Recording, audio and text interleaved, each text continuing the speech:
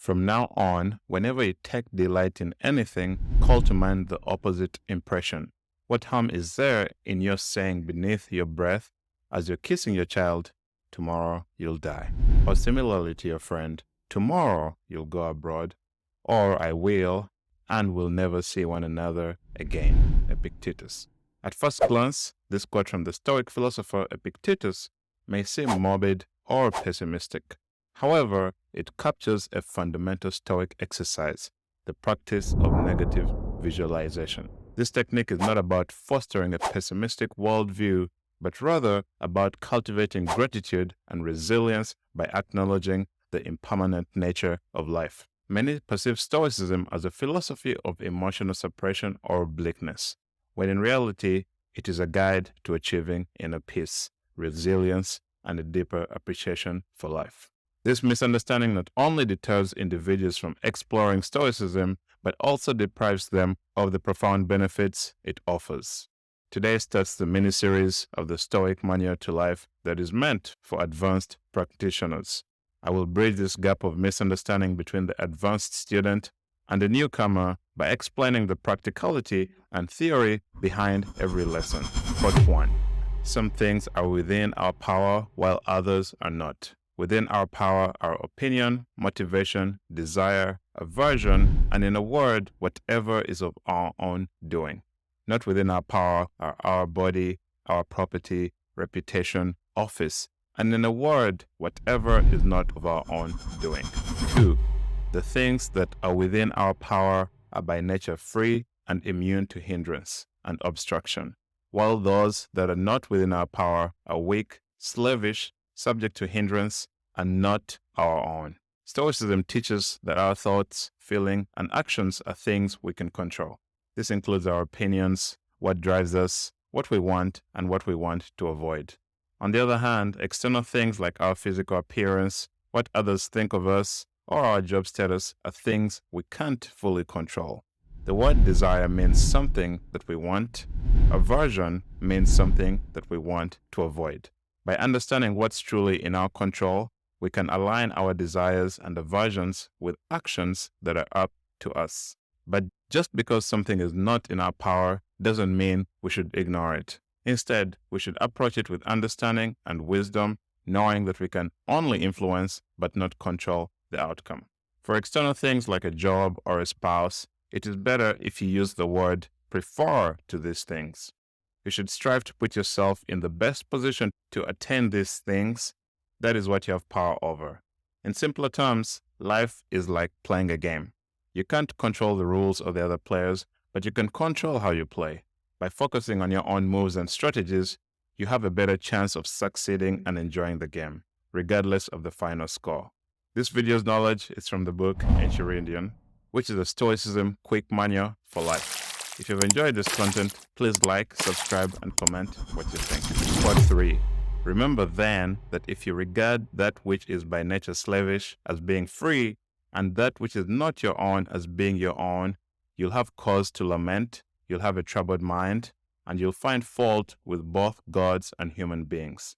But if you regard only that which is your own as being your own, and that which isn't your own as not being your own, as is indeed the case, no one will ever be able to coerce you, no one will hinder you, you'll find fault with no one, you'll accuse no one, you'll do nothing, whatever, against your will.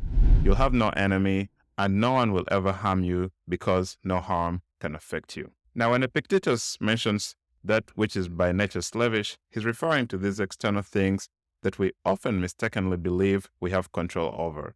If we think we have control over things that we actually don't, we set ourselves up for disappointment and suffering. Let's use the example of someone losing their job. If this person believes that their job is something they have complete control over, seeing it as their own, then losing it would be devastating. They might blame others, be angry at the world, even question the fairness of the gods or fate. This is because they've attached their sense of self-worth and identity to something external and unpredictable.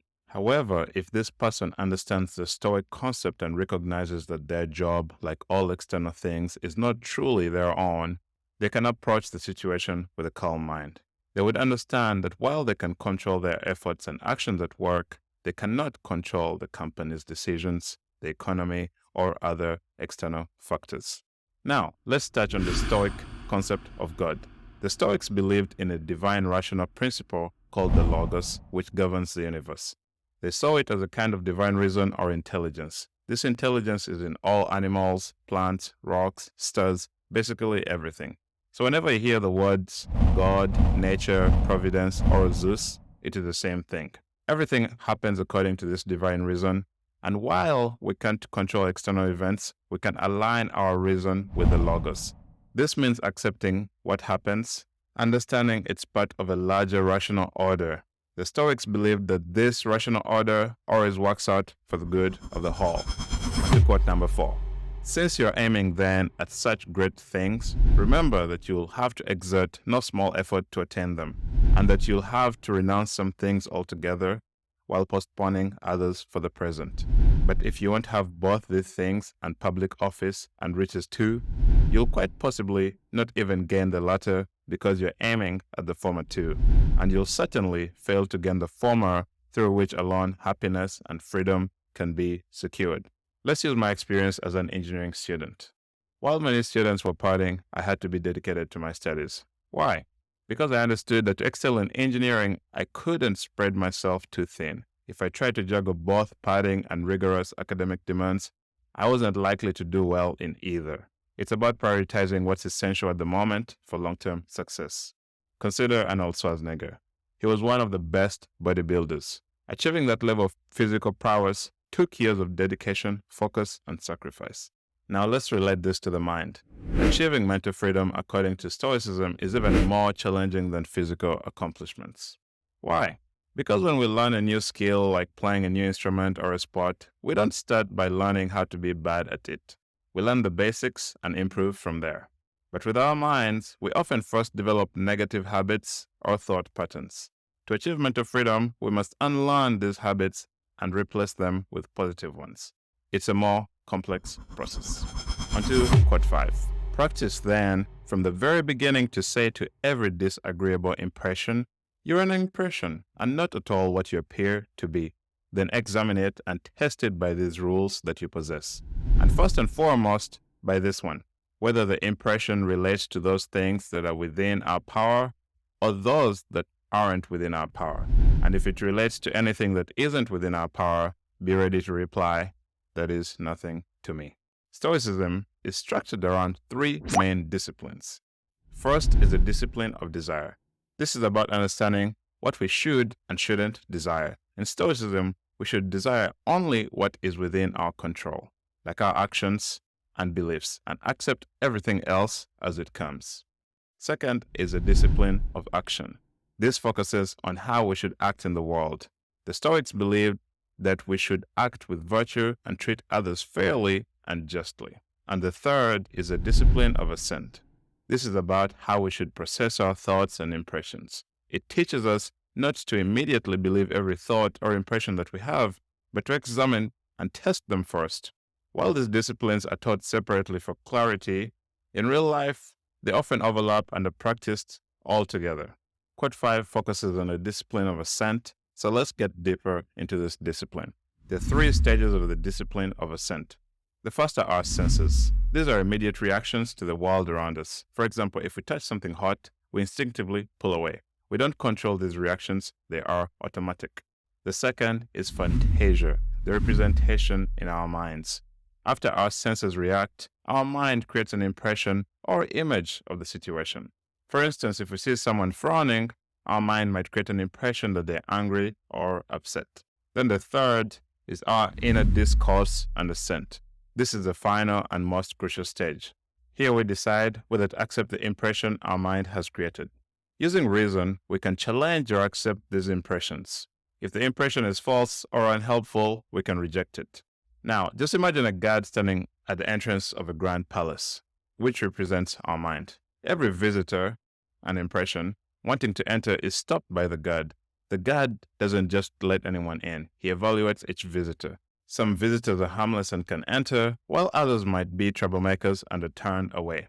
For the guard to make the right decisions, he needs to be well trained and knowledgeable about who should be allowed in and who shouldn't. Epictetus' quote is guiding us to be like that well-trained guard. When a thought or impression comes to us, we shouldn't just accept it blindly. We should stop, examine it, and decide if it's true or beneficial. If the impression is about something outside of our control, like the weather or someone else's opinion, we should be ready to say, "That's nothing to me." This way, we maintain our peace of mind and focus on what truly matters.